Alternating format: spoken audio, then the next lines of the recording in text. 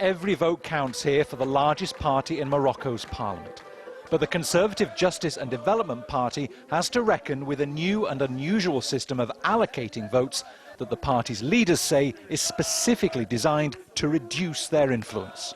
Seats in local and national assemblies will be divided by the number of registered voters, regardless of whether or not they cast ballots.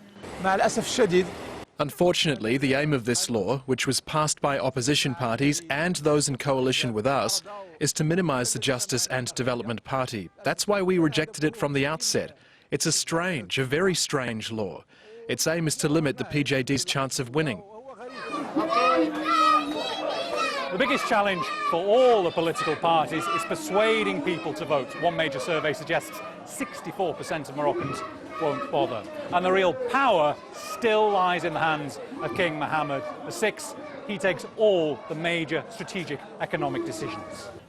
The king allowed constitutional reform after the Arab Spring 10 years ago.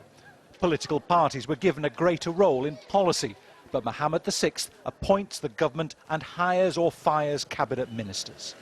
The new way of calculating how seats are allocated will stop one party dominating, which is what happened in the two previous elections when the PJD achieved important results. Now the door will be opened for smaller parties. The Constitutional Court has also ruled that this new law doesn't go against the Constitution.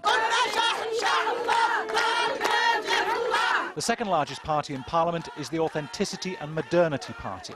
Founded by a former advisor to the king, it's viewed by diplomats and the local press as being close to the palace.